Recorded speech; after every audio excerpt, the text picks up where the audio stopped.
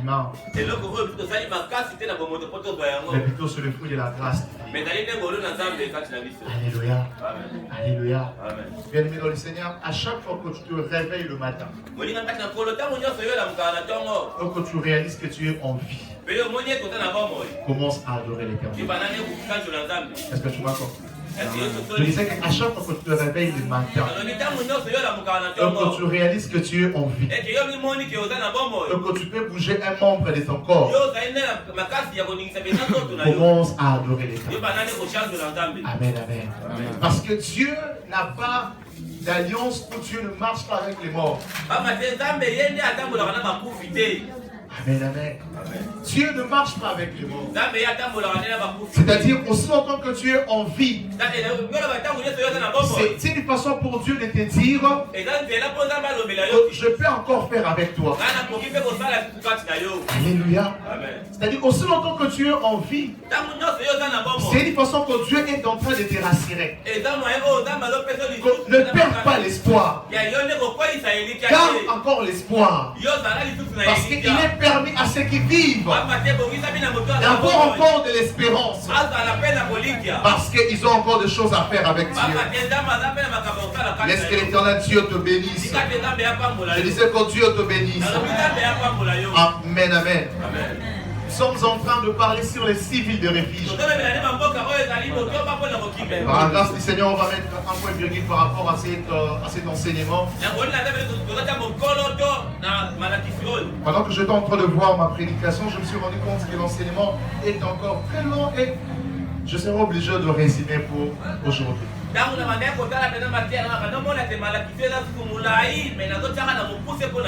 Amen, amen. Amen, amen. Parce qu'on n'arrivera jamais à sonder toutes les Écritures et à parler de tout. Amen, amen. Nous sommes en train de parler sur les 6 villes de refuge. Nous avons dit que les 6 villes de refuge, c'était des villes que Dieu avait ordonné à Moïse de bâtir lorsqu'ils vont arriver dans la terre promise. Il est dit quand vous arriverez dans la terre promise, après avoir fait le partage de la terre, vous garderez 6 villes de refuge. Et dans ces 6 villes de refuge, pourront s'enfuir le meurtrier. C'est-à-dire celui qui aurait tué quelqu'un involontairement. Dieu avait pris soin de réserver de villes de refuge.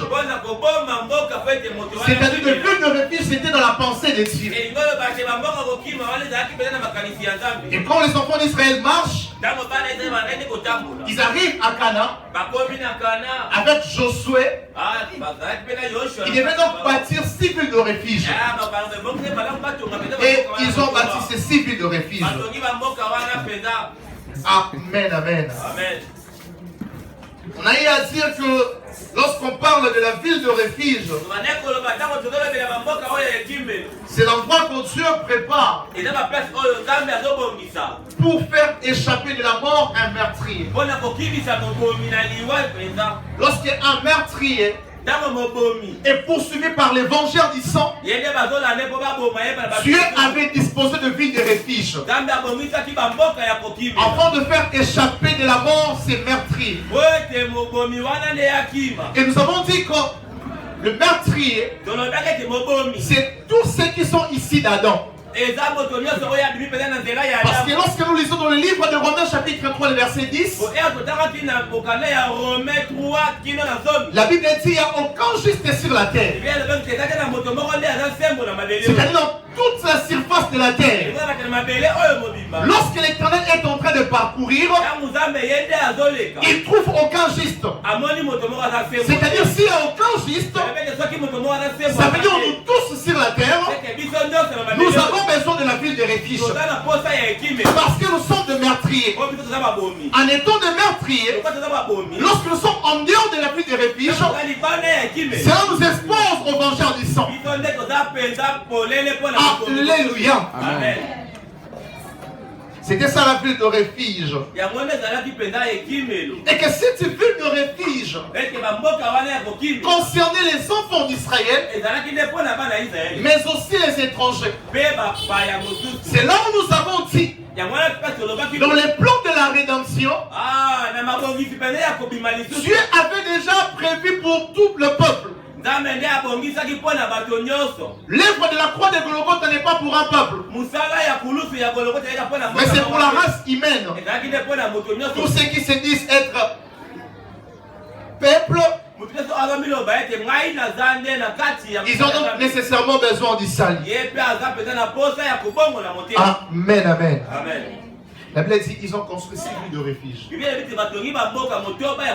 On a expliqué ces 6 villes de refuge.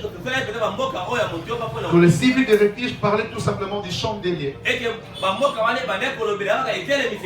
Et lorsqu'on parle ici des chandeliers, c'est la personne de Jésus-Christ. C'est pour dire que Jésus-Christ est notre ville de refuge. Amen, amen. Dans ces 6 villes de refuge, on a eu à parler sur l'arche de Noé. On a eu à parler sur Tsosoa. Et ce matin, on va parler sur la ville de Gosen. Amen, amen. Amen, amen. Est-ce que vous êtes en train de comprendre ça? Nous sommes en train de parler sur les 6 villes de refuge. Et on a eu à parler de 2 villes de refuge. Je vais aller vite pour finir avec tous les 6 villes de refuge. Nous sommes dans le livre de Genèse. Amen, amen. On peut prendre nos Bibles.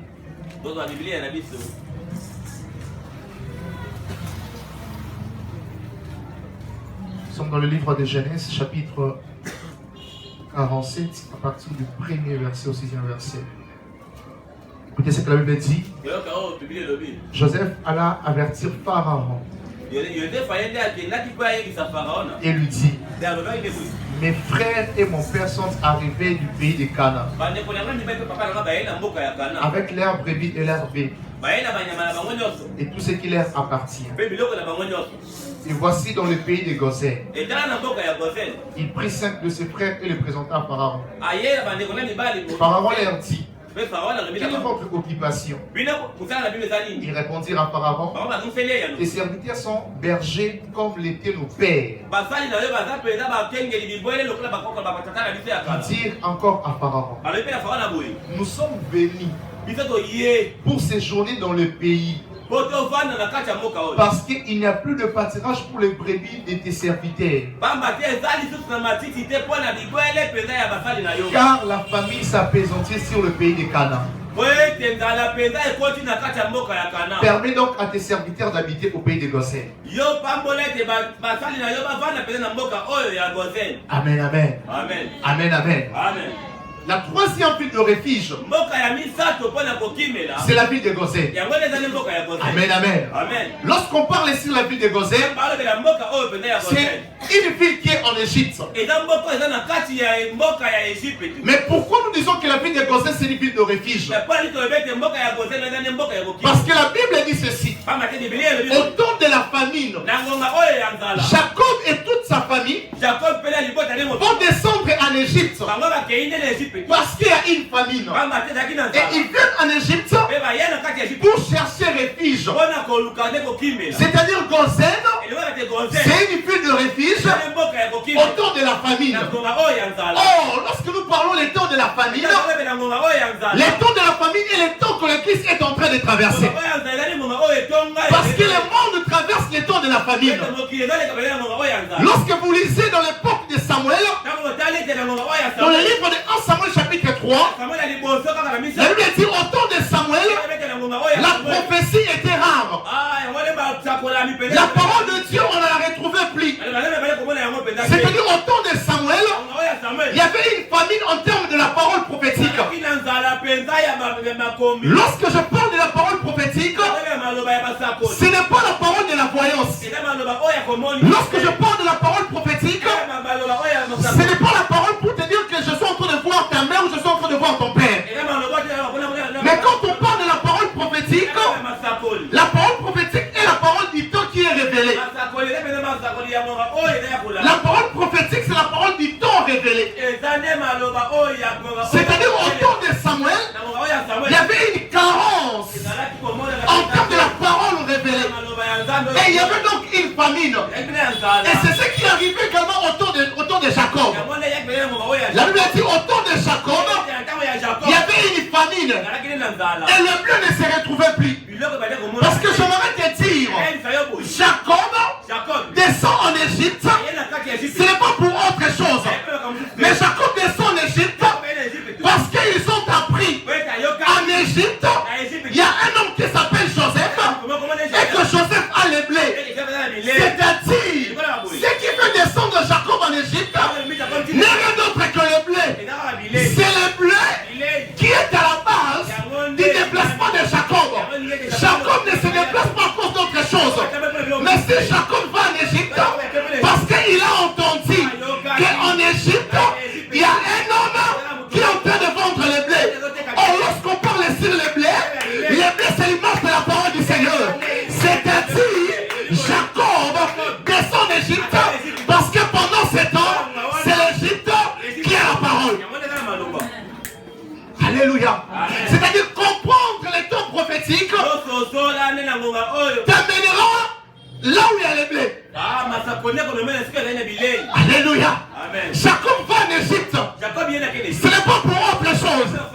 Mais il va en Égypte parce qu'il a entendu qu'en Égypte, il y a les blés. Ici, j'aimerais dire aux gens qui vont en Israël pour chercher Dieu. J'aimerais vous dire, en Israël, il n'y a pas de blé. Les blés n'est pas en Israël, mais le blé est en Égypte. Lorsque je dis Égypte, je parle sur les nations, je parle sur l'église. C'est-à-dire, nous sommes au temps où les Juifs doivent quitter Israël, venir parmi les nations et écouter l'explication de la parole de Dieu. Amen. Alléluia. Amen. Et je me retire à l'église. Tu n'as pas besoin d'aller en Israël pour qu'on te montre Jésus. Prends la Bible, lis la Bible, tu expliqueras Jésus plus que celui qui est en Israël. Oh, je disais à quelqu'un, lorsqu'il était venu chez les siens ne l'ont pas reçu, les siens l'ont rejeté, et il est tourné vers les nations. C'est-à-dire, l'église a encore Joseph, et Joseph, vendeur de blé. Jacob est en train de descendre en Égypte parce qu'il a entendu. Là en Égypte, il y a les blés. Alléluia. Alléluia. On a outil Israël. Nous n'avons pas besoin de l'eau du Jourdain d'Israël. Nous avons besoin de l'eau du Jourdain de cette parole. Parlez-nous de cette parole. Lorsque la Bible est révélée, tu as l'eau du Jourdain. Alléluia. Oh, l'onction qui vient d'Israël. Moi, je ne le sais pas. Moi, tout ce que je sais, quand je fléchis mes genoux et que je suis dans la présence de Yeshua Mashiach, il répand sur moi de l'huile. Il répand sur moi de son onction. Amen. Cherche à trouver Dieu dans la Bible. Amen. Parce que Jacob doit quitter Israël et descendre en Égypte. Les temps nous sommes. Les blés, c'est en Égypte. Amen, amen. C'est-à-dire, Jacob va arriver à Goshen. Parce que, pour des choses, il y a des raisons qui poussent Jacob de venir à Goshen. Alléluia. Il y a des raisons qui poussent Jacob de quitter Canaan et de descendre en Égypte. La première raison, c'est parce que son fils Joseph est là. Amen, amen. La première raison, c'est parce que Jacob, on l'a dit, ton fils Joseph est encore en vie. Ça, c'est la première raison qui fait que Jacob doit quitter Canaan et descendre en Égypte. Parce qu'on a dit, ton fils Joseph est encore en vie.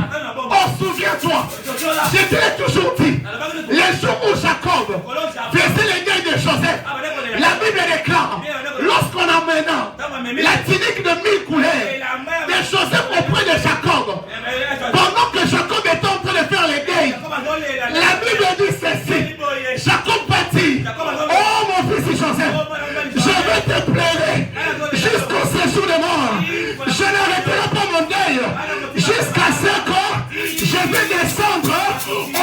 des morts. C'est-à-dire, dans la prophétie, il était question que Jacob descende au séjour des morts. Or, le séjour des morts de Joseph n'était pas le séjour des morts de toute personne. Le séjour des morts de Joseph, c'était l'Égypte. Parce que c'est là où Joseph était parti. Amen. C'est-à-dire que lorsque Jacob est en train de descendre en Égypte, c'est l'accomplissement d'une prophétie. C'est l'accomplissement d'une prophétie. Amen, amen. Amen, amen. Pendant que je lisais la Bible, je me suis rendu compte d'un fait. La plus grande erreur que les frères de Joseph ont fait, c'était de rester en Égypte pendant que Joseph n'était plus là. Est-ce que vous m'avez compris? Amen. Les frères de Joseph descendent en Égypte parce que Joseph est là. Joseph va leur donner à manger.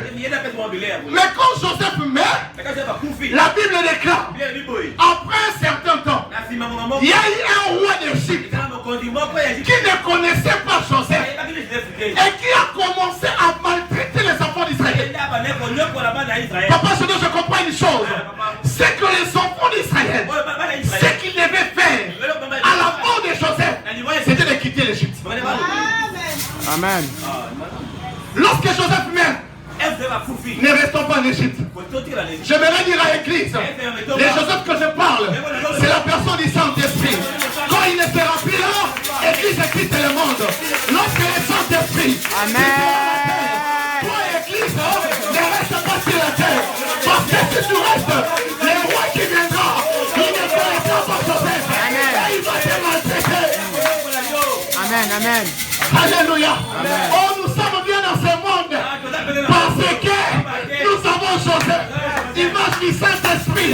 Il nous donne de la nourriture. Pharaon ne peut rien contre nous parce que Joseph est là. Et quand Joseph partira, quiconque restera en Égypte, il deviendra esclave. Il deviendra esclave. Et les gens qui vont prendre part à l'enlèvement. Je disais, les gens qui vont prendre part à l'enlèvement. Parce que l'enlèvement, c'est ça la mort de Joseph.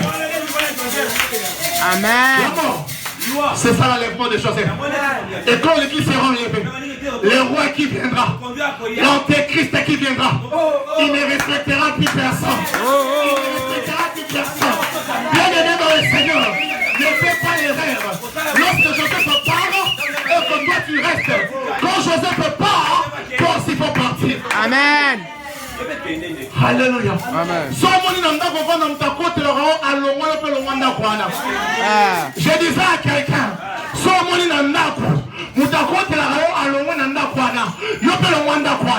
parce que j'aime la Bible. J'aime la Bible. Sache une chose. Pendant que mon tour rencontre là, il y a que ça va en passer. Parce que maintenant, ma coquille a bête à ôter. Maintenant, ma coquille a film à ôter. Maintenant, ma coquille a chola à ôter.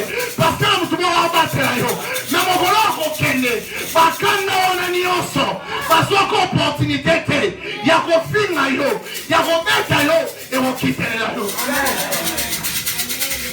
Voilà pourquoi. À la mort de Joseph, il faut quitter l'Égypte. Donc il descend en Égypte parce qu'il y a un Joseph. Parce qu'il y a un Joseph.